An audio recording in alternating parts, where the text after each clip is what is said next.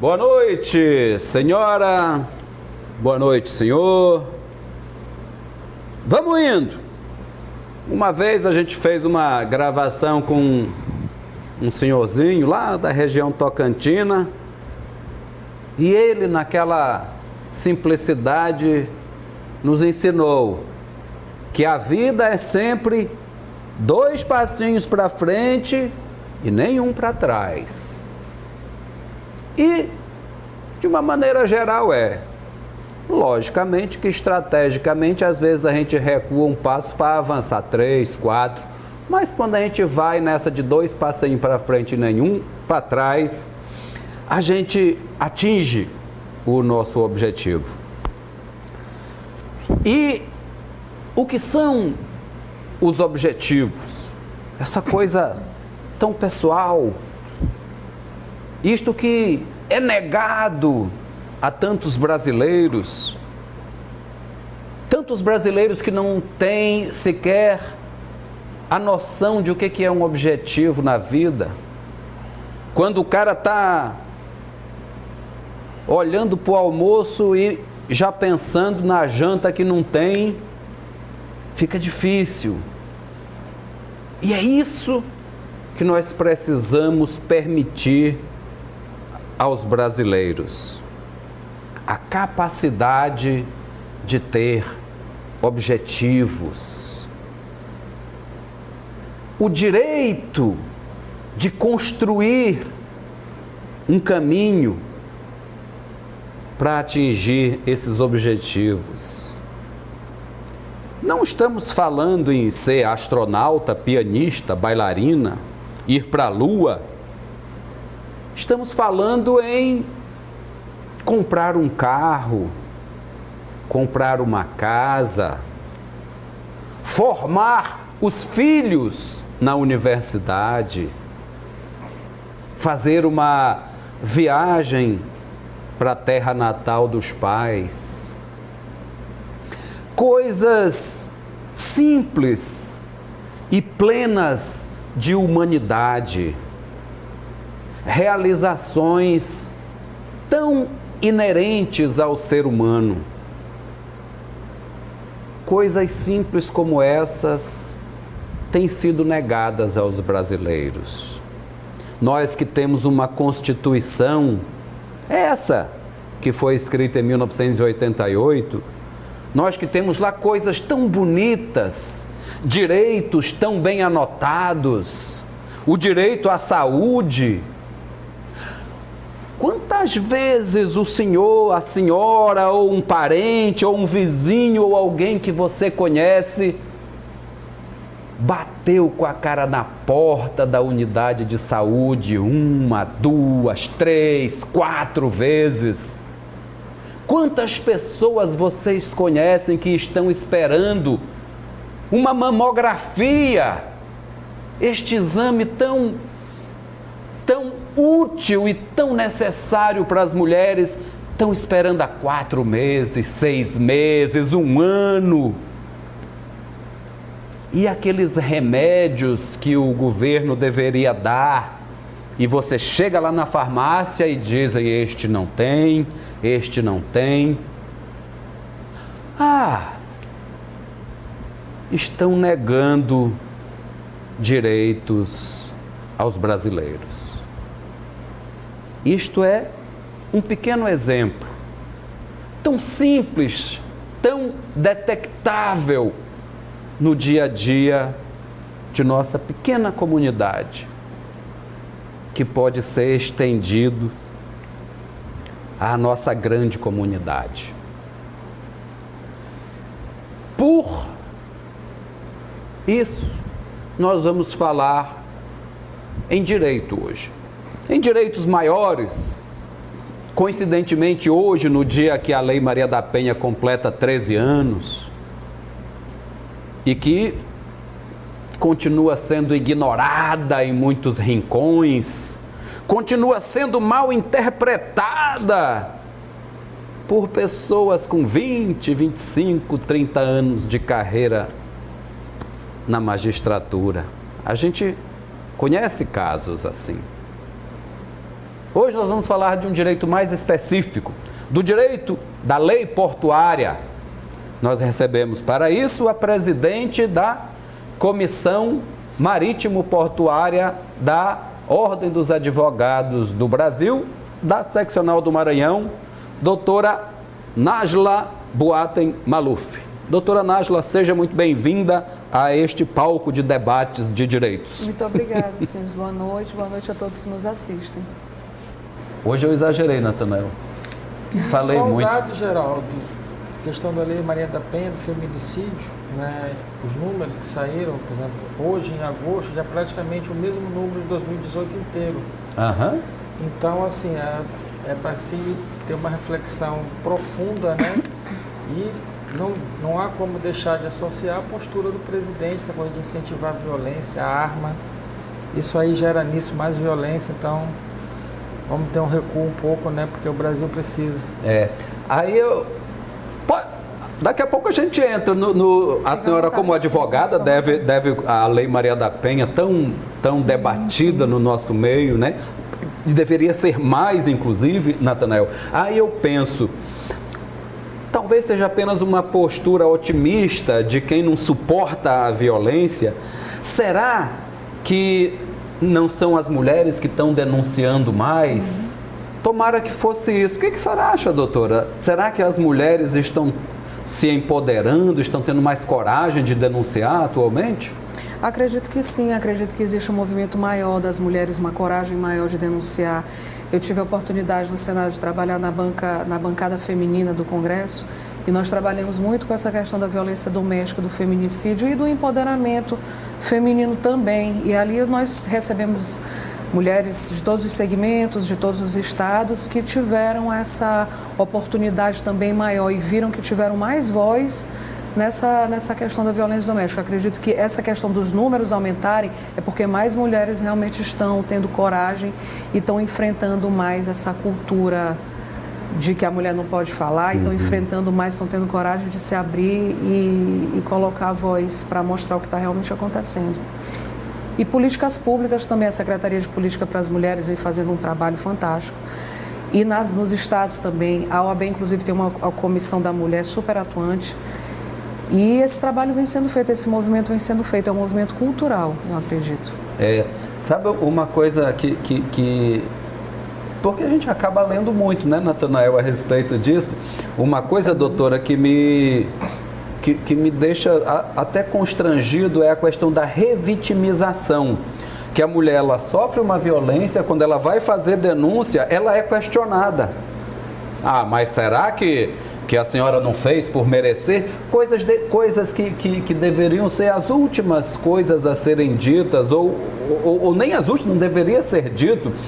A vítima, ao chegar numa delegacia, numa promotoria, em qualquer lugar de atendimento que seja, a priori deve ser recebida como vítima, não é? Acho que até existe um protocolo que deve ser assim, não é? Tem, mas já existe um movimento, as delegacias da mulher vem fazendo isso, vem recebendo. Tem todo esse movimento das promotorias, dos magistrados para dar visibilidade maior à atuação. Eu acredito que tem essa questão de, ainda tem essas frases clichês, você está fazendo por merecer, o que você fez para acontecer isso, você foi culpada. A gente vê o tempo inteiro, doutora, nas reportagens que a gente lê, mulheres que denunciam que foram vítimas desse tipo de tratamento. E o mais triste é você ver outras mulheres falando das outras mulheres. É essa consciência também que a Comissão da Mulher está fazendo um trabalho muito bom na OAB, com a presidente Vivian, está fazendo um trabalho muito bom em trazer essa consciência de não falar de outras. As mulheres têm que se unir e falar em prol da sua segurança, da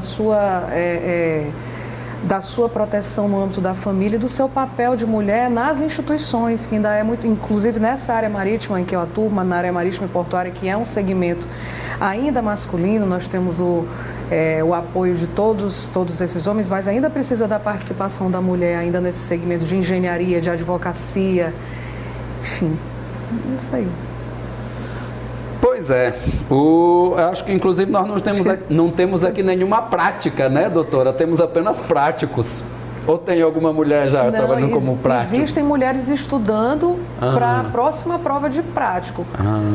Mas acredito que não temos prática, né? Prático, tá vendo? A gente nem sabe o feminino, Natanael, da profissão. Pois é, e assim, é uma profissão, né, difícil, né? Que eu acho que a mulher se encaixa bem ali, porque é no detalhe, é minucioso, né? Guiando lá um barquinho daqueles de 400 metros. Sempre é mais cuidadosa do que os homens, né? Então acho que é uma profissão, de repente, casa perfeito ali. Eu me lembrei agora até você que gosta de falar presidenta Dilma, né? Eu nunca me acostumei a chamar presidenta, eu sempre chamei presidente. E será que tu não gostaria de ser chamado de jornalista? Eu nem gosto de ser chamado, né? Porque eu não gosto dessa coisa corporativista, né? Mas eu acho que tem que quebrar esses paradigmas, né? Assim, não tem como fugir dessas nomenclaturas. Então, acho que o machismo está intrínseco ali nessas coisas, né? Até no costume, esse sentimento de posse, minha esposa, minha mulher, aquela coisa minha possessiva, né? Eu acho que tem que dar uma mudada também nos costumes, na gramática, nos fonemas, em tudo, Geraldo, para ver se dá uma repaginada geral, né? Até para professor Novaes, né? Parar de brigar com a gente aqui, que eu falo questão. Ô, professor, eu falo questão quase de brincadeira, mas como a questão é outra, depois eu lhe explico. A gente faz aqui a nossa primeira paradinha e no segundo bloco a gente entra no tema específico de hoje, que é o direito, né, portuário. Até já. Voltamos aqui com os analistas. Hoje estamos falando de portos, de direito portuário, marítimo e até de pirata, já falamos aqui. Recebemos a doutora Nájila Boatem Maluf, que é a presidente da Comissão Marítima Portuária da OAB. Doutora, nós estamos em processo de implantação, mais adiantado, que é o porto aqui da WPR, né? Assim que chama? Sim. W Torres. Né? W Torres. Porto São Luís. Aqui do lado aqui do Itaqui. E um outro porto que, pelo que alguns amigos já nos falaram aqui, como o Arthur Cabral, Zé Reinaldo Tavares, o bicho vai ser maior do que o Itaqui, por conta da capacidade que o canal lá do lado de Alcântara é ainda mais profundo. Ou seja, vai ser uma movimentação, vai mais do que duplicar nos próximos anos, como a senhora mesmo falou. Nós vamos precisar formar um time maior de especialistas em direito portuário, até para a gente se defender, doutora. Ou eu estou errado? Geraldo, é importante que você colocou esse assunto em pauta, porque nós realmente vamos precisar de especialistas em todas as áreas, porque o comércio exterior vai crescer muito, ainda mais por aqui. Fizeram um estudo no Ministério de Infraestrutura e em outras instituições que o transporte marítimo, saindo de São Luís, saindo do complexo portuário da Baía de São Marcos, é 20% mais barato, passando pelo Canal do Panamá. Então, isso aí são dados que nós estamos estudando, que muda o paradigma completo do país. E nós não estamos falando só para o Maranhão, é para o Brasil inteiro. Hoje, o que se tem é Santos e Paranaguá, cargas que são escoadas por ali, mas não haverá outra alternativa a não ser esse escoamento maior que vai vir por aí pelo Norte e Nordeste. O Maranhão vai ser protagonista nisso.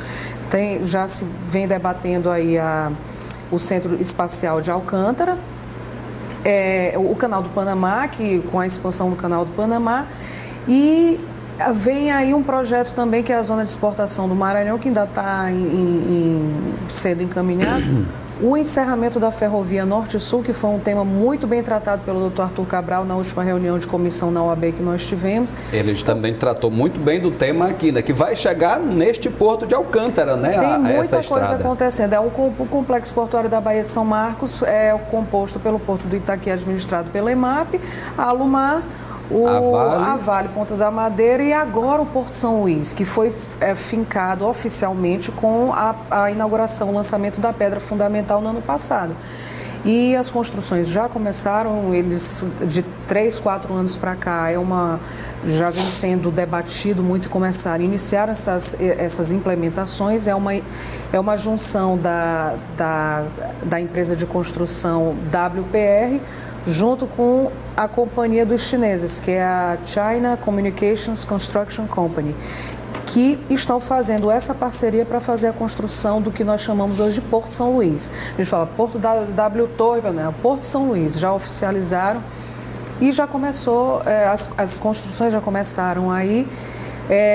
Já estamos falando aí, o capitão dos portos vem falando, as demais autoridades vêm falando sobre o terminal de Alcântara, que com a base, o centro de lançamento de Alcântara, com o acordo bilateral Brasil-Estados Unidos, o acordo de salvaguardas tecnológicas tende a aumentar aí a possibilidade desse novo terminal. A senhora deu uma estudadinha nesses documentos, A gente já vem falando muito por conta é um dos principais acordos bilaterais que está em trâmite no Congresso.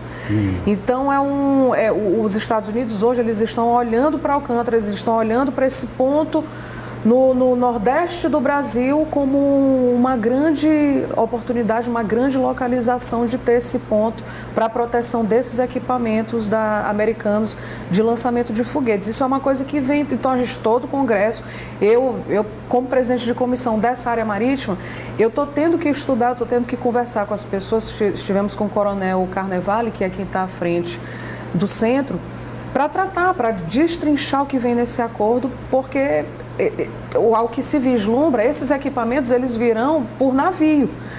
Então, a gente está tendo que estudar e, com muita cautela, tendo que se aprofundar para ver o que consiste. O ministro Marcos Pontes veio também procurando fazer várias reuniões, dar visibilidade ao que vai acontecer aí, o desenvolvimento de Alcântara, do Maranhão e, consequentemente, do Brasil nessa área aeroespacial que está por vir. Eu sempre penso, quando eu ouço falar, Natanael, nessa riqueza toda, imagina esse monte de navio, quantos milhões ou bilhões de dólares eles carregam. Eu sempre fico querendo saber, não vou nem perguntar para a doutora, porque não sei se é a área dela, como que a gente vai dar um pouco desse dinheiro para o povo, né? Talvez dando emprego para eles, né? Bons empregos lá, com salários de 6 mil, de 8 mil reais. O que você acha? Pai Geraldo, eu acho que a minha percepção, né, é que está se gerando uma expectativa muito grande, né, mas a gente sabe que na ponta, né, Geraldo, a gente sabe que falta qualificação, falta mão de obra, né, qualificada maranhense, que não teve o preparo ainda para ocupar bons postos. Lembra aquela coisa da Alumar, né, Geraldo? Você lembra quando a Alumar chegou no Maranhão, que ia revolucionar isso, aquilo e tal? E quando acabou a isenção dos impostos, eles vazaram. E o pessoal se contentava aí com emprego na sala de Cuba. Famosa ali, aquela coisa ali. Eu tive filmando lá, era uma sucursal do inferno. Era o que sobrava ali para os maranhenses, os empregos menores, né? A gente espera que nessa expectativa todo dia se faça diferente. E eu vejo também uma sinalização disso do próprio governo Flávio Dino, que na preocupação de formação de mão de obra e educação, que a gente consiga os maranhenses ali ocuparem melhores postos de trabalho, aumentar efetivamente a renda, né? E também deixar o espaço ali dos quilombolas ali para não perder aquela área ali que é extremamente importante para a cultura maranhense. Tu viste um memezinho, um recortezinho que colocaram hoje do governador Flávio Dino sendo entrevistado por uma turminha, incluindo aquela Lilian Bife Frito lá? Ela perguntou ou uma outra comadre perguntou se ele era um comunista de iPhone. Ele disse que claro que era um comunista de iPhone, a diferença é que ele queria o iPhone para ele e para todo mundo. Ele se saiu muito bem. Doutora, há dentro dos estudos relacionados a essa legislação, algum tipo de proteção a essas comunidades tradicionais e a OAB tem também um trabalho ricamente executado pelo Rafael Silva, que é o presidente da Comissão de Direitos Humanos da OAB, mas é uma preocupação, até o Dr. Tiago Dias já nos falou dessa preocupação sempre voltada para a população, mas assim, não adianta nós termos um estado rico com uma população pobre, né? Que é o caso ainda e que é o caso do Brasil. Não está na hora de instituições como a OAB, que tem esta força tão grande, também começar a meter o dedo no olho desse povo? Eu concordo com vocês que existe esse distanciamento de tanta riqueza, essa expectativa toda de grandes projetos. Acabamos de assinar um acordo do Mercosul com a União Europeia e o Maranhão também vai ser entrada de grandes exportações e importações através do Canal do Panamá para a União Europeia. essa questão das instituições tem que ter mais atuação realmente. A questão dos quilombolas está sendo tratada e é por isso que o acordo bilateral de salvaguardas tecnológicas está paralisado e aí quem é competente está decidindo o que vai fazer com relação a isso. Agora, é certo, não me parece inviável que seria um desperdício ou uma perda que um acordo desse não trouxesse o desenvolvimento para a gente. Isso vai gerar turismo, vai gerar emprego, as pessoas vão, a cidade vai movimentar, isso é inevitável. A questão é até que ponto, porque para mim ainda venho estudando isso há uns pouco mais de 10 anos, essa área um pouco mais profundidade, e essa relação porto-cidade, essa relação renda e população ainda é um pouco distante. Para você, não é só um problema em Santos, a relação porto-cidade, que a economia não é gerada para toda a sociedade. É aqui também. Nós temos o maior complexo portuário, isso é algo a se pensar, algo a analisar, que como é que pode gerar tanta riqueza o país, o estado que tem o maior complexo portuário e ao mesmo tempo nós temos o menor IDH. Isso é algo para a gente pensar, isso é algo para o futuro, com todos esses projetos. O Brasil entrou agora na OCDE, que é a Organização para a Cooperação e Desenvolvimento Econômico. Os estados vão ter que participar de tudo isso, vão começar a gerar riqueza. E coloca o Brasil dando visibilidade internacional. Agora ele está no grupo de países ricos que antes não era visto. Antes da América Latina só tinha o Chile e o México. Então, a gente está tendo cada vez mais uma visibilidade internacional. E aí, até que ponto isso vai gerar emprego, trabalho, isso vai refletir na sociedade? As palavras-chave são commodities, mercado financeiro, exportação e importação, balança comercial. Vamos parar aonde? Vamos parar no bloqueia e compartilha.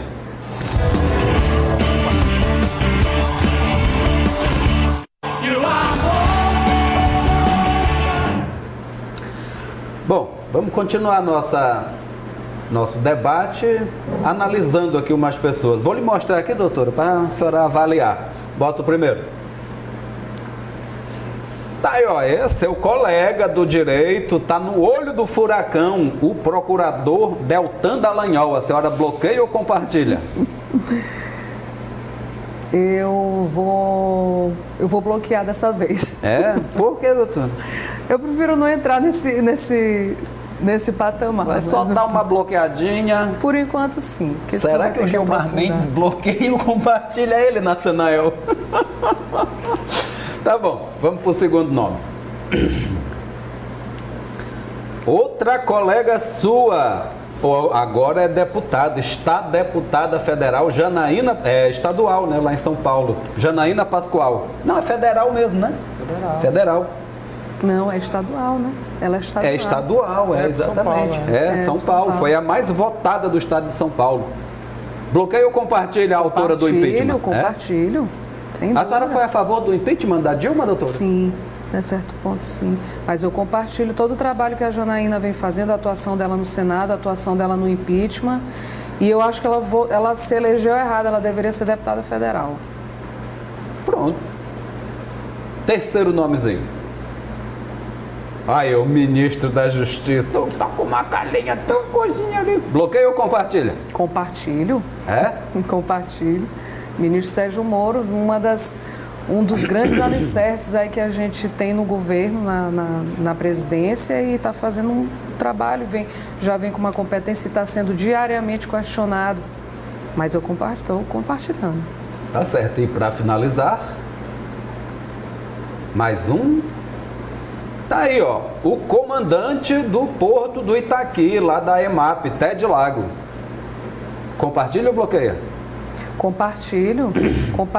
O Dr. Ted vem fazendo um trabalho brilhante frente à EMAP, a administração do nosso porto público. O Itaqui está entre um dos maiores em movimentação de carga e de acordo com a estatística da Agência Nacional de Transportes Aquaviários. Parabéns pela atuação. Como é o nome dessa juíza agora que ficou no lugar do Sérgio Moro? Estou me lembrando aqui da Ana Tereza Fabres, mas não é Fabres, Não lembro também. Também não estou. Que ela mandou transferir o Lula hoje, Natanael, lá vai ficar junto com Alexandre Nardoni, com os irmãos Cravinhos. Só não vai ficar com a Suzane Richthofen porque ela já está no semiaberto. Você bloqueia ou compartilha lá a juíza?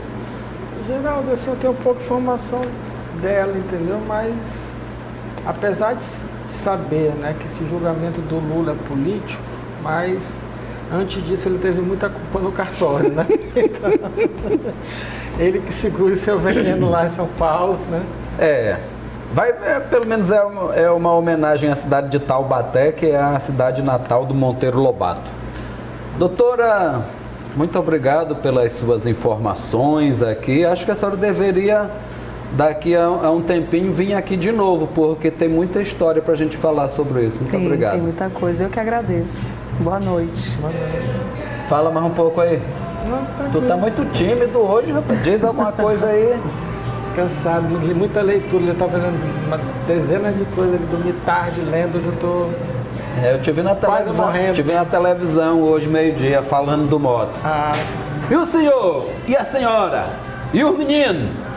Será que vai sobrar um empreguinho para eles? Será que o senhor e a senhora vão conseguir um emprego melhor? Será que o seu menino conseguiu uma vaga lá na Escola Digna? Naquela escola famosa do Flávio Dino de escola integral? Será que depois eles vão para o IFMA?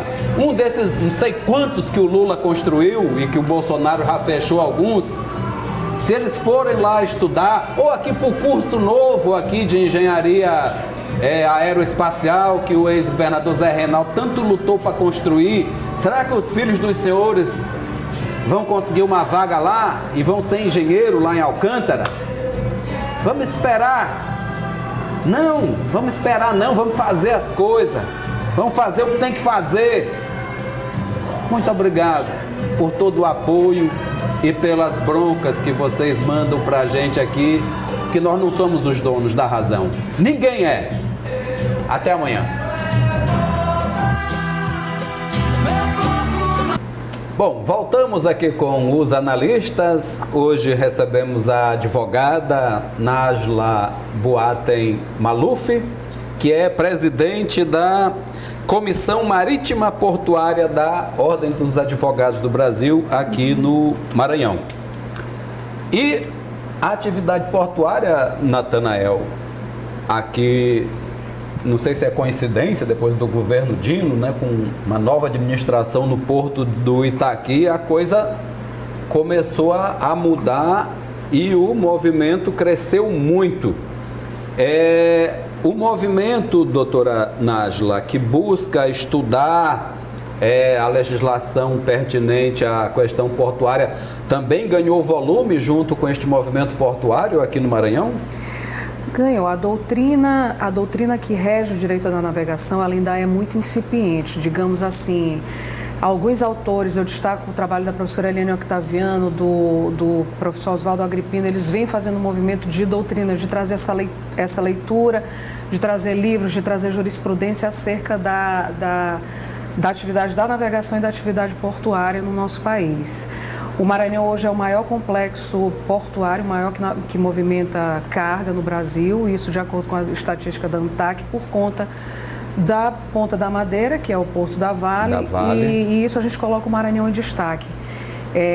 Ainda mais pelos projetos que vêm surgindo aí, tem muita coisa para acontecer, vai dobrar o número de escoamento de carga nos próximos anos, que vão partir do Centro-Oeste para os outros portos. E nós aqui no Norte e Nordeste precisamos estar preparados para receber toda essa carga, para exportar e também para receber o que vem de fora.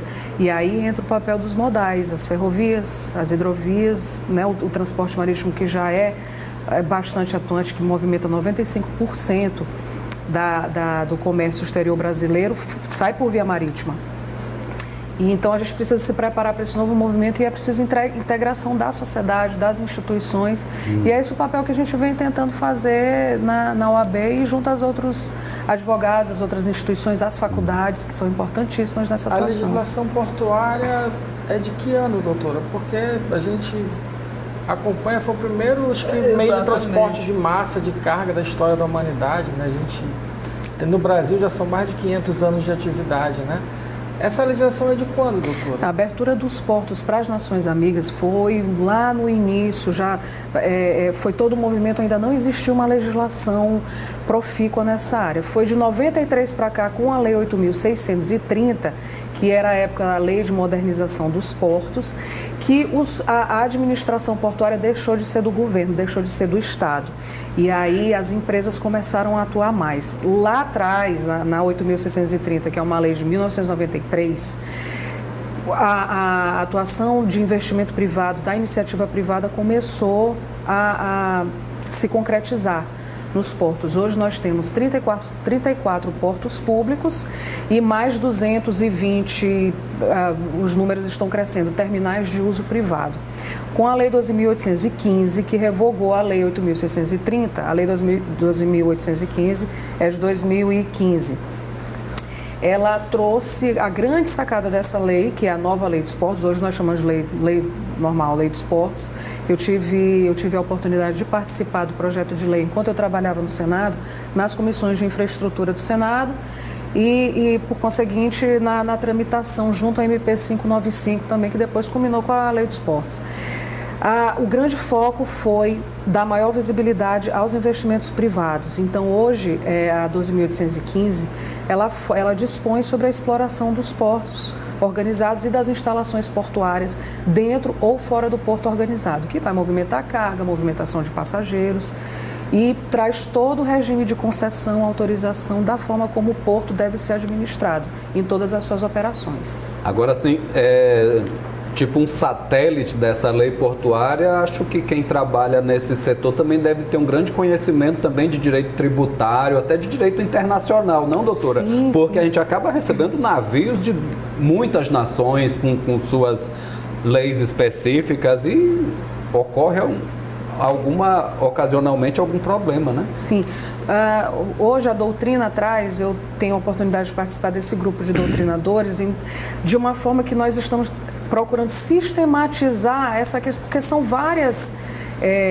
variáveis, cada estado tem, o aeroporto é diferente de um porto, cada porto tem sua peculiaridade, cada porto tem sua profundidade, cada porto tem um estilo de operação e o aeroporto é o mesmo sistema em todos os lugares. Então, essa legislação é um pouco diferenciada. O direito portuário, e assim como o direito marítimo, eles entram no âmbito do direito interno, o direito marítimo, dentro do âmbito do direito internacional privado.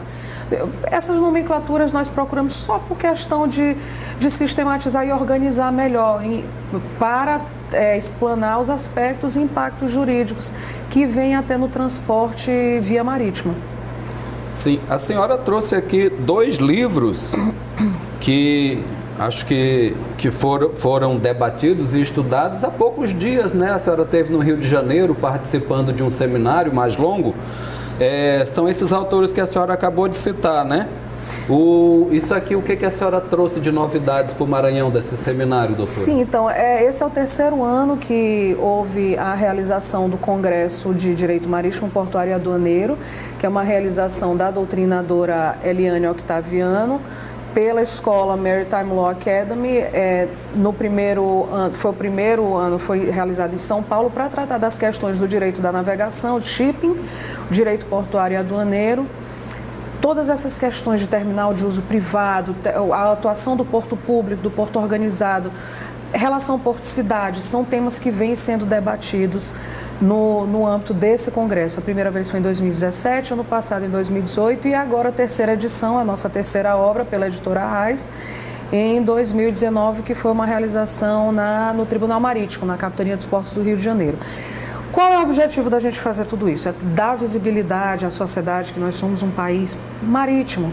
Nós somos um país... Uma das maiores costas do mundo, né? Sim, de 8.000 quilômetros de costa marítima. E isso aí as pessoas muitas vezes não sabem ainda. O nosso objetivo como advogados, engenheiros, OAB e outras instituições é trazer essa visibilidade, trazer essas pessoas para entender que nós somos um país de imigrantes, que a maior parte veio de navio a vapor, de embarcações precárias e chegaram aqui nesse país, e a nossa atividade puramente é marítima. Existem os demais modais, mas enquanto uma mensagem que nós trazemos muito nos congressos enquanto nós focarmos apenas no transporte terrestre, nós vamos continuar sendo reféns de greves rodoviárias. E isso não é um ataque a um modal ou outro. Não, isso é para trazer consciência do sistema multimodal. A gente fala muito sobre multimodalismo hoje, de 5 anos para cá, que vem fomentando mais, de utilidade, interligação do ferroviário, do hidroviário e do modal terrestre. Teria viabilidade para o transporte de carga doméstico, porque isso é muito internacional, né? Santos, aqui e até o Porto de Paranaguá. Mas teria viabilidade, já foi feito algum estudo nesse sentido das capitais costeiras ele ter um modelo de transporte ali de navio doméstico? Então, a Lei 9432, que é a lei que rege a navegação, é a nossa lei de navegação aqui no país, ela agora está passando por algumas alterações.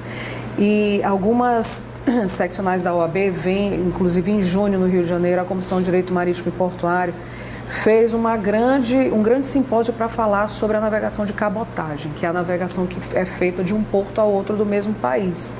E a Lei 9432, ela vai ter que ampliar isso para aumentar fomentar e incentivar a indústria naval.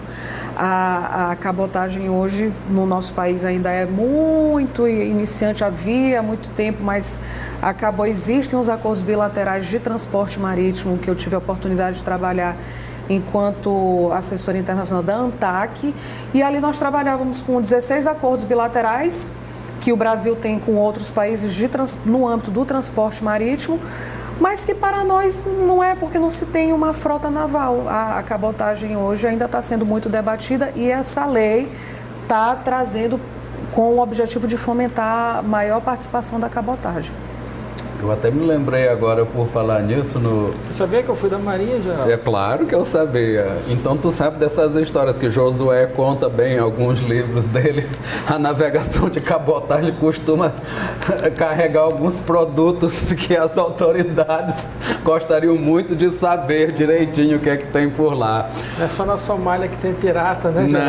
Não. Dizem que vem muita coisa ali de Manaus, vai sendo pelo Rio Amazonas, vem do Amapá, vindo da Venezuela, da Guiana Francesa, diz que chega muito uísque suspeito por aqui, né, doutor? Tem muita carga ilegal, inclusive eu estava agora no Tribunal Marítimo, que é o tribunal, ele tem competência de julgar acidentes e fatos da navegação. E existem várias embarcações que chegam com carga clandestina. Além de clandestina, ela ainda é ilegal, como, por exemplo, um caso no Ceará e até mesmo aqui no Maranhão, não posso citar bem o caso que eu não estou com a informação exata, mas que vieram cigarros dentro de uma embarcação e cigarros ilegais. Então aí já entra no direito marítimo, no direito penal marítimo. Aí já vai ser tramitação lá no tribunal e vai também ser tramitado na parte penal, na parte criminal, para ver de onde vieram esses cigarros, o que foi que motivou quem trouxe, porque vieram nessas embarcações. Tem todas essas particularidades jurídicas que o direito marítimo Uma curiosidade, explana. Doutor, existe o Tribunal Marítimo Internacional?